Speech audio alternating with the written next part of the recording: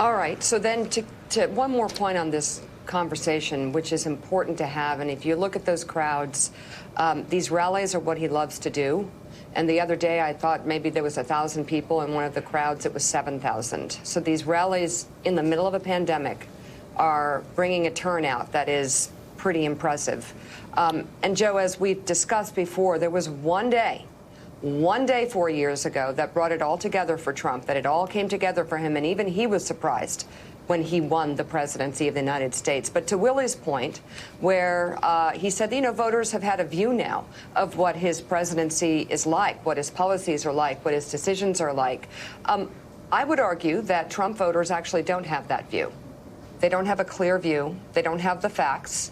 I think there are certain networks and Facebook and social media empires that are helping promulgate lies that they live by. And I think that could be a dangerous brew as we, you know, talk about the potential for Biden to struggle a bit or for one day to come together for him all over again. Well, it could happen. For Trump. It could happen. And I mean, he told me, he said I could have had the election on 10 days. And I would have only won it 1 out of 10 days. That happened to be the one day where it fell just right for me. But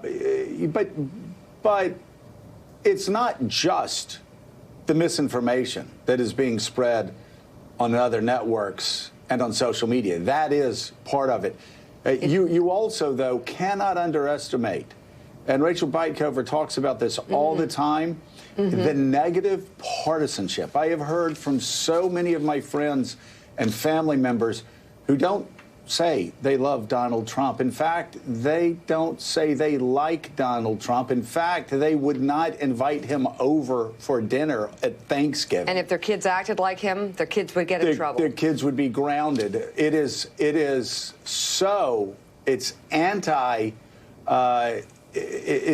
negative partisanship. It's their fear of the Democrats. It's their fear of woke nation. It's their fear that their kids are going to go to college and get abused and get hammered because of political correctness. You see, you can't even say that on television without people freaking out and saying, oh, white kids are that. I'm just explaining it to you.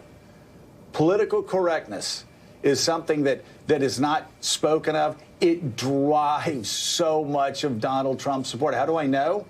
Because I keep hearing it from one person after another when I say, how can you support this man who has breached every constitutional norm, who's breached every political norm, who's breached every societal norm?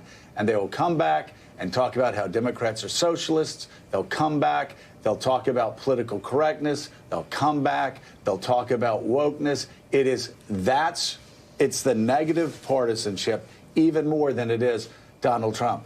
I want to say also really quickly that when I talked to the Trump campaign and sat down about a year and a half ago, and I got a run through of their theory of the case on why they were going to win, their focus was pulling out non-college white voters. And they were focusing on it maniacally. They would hold rallies. They would get data. They would trace people, geotagging. They would follow those people. They would find the people that did not, that weren't registered to vote, that had never voted before, and they would do an all-out political assault on them to get them registered and get them out to the polls. And that's exactly what we're starting to see right now. Of course, at the end of the conversation, when I got this extraordinary song and dance, which actually I believed, about how they were doing all these things and using this technology, the person that I was talking to said, well, of course, this will help us if it's a 1 or 2 point margin. But this person even knew, said, if it's 5 points one way or the other, it won't make a difference. So I guess that's the question. If it's a close race, all of these things that Trump has been doing for 4 years, that his team's been doing for 4 years, what we're starting to see in these numbers will make a difference. If it's a blowout, then all the get out the vote operations that you've been doing for 4 years won't make a difference.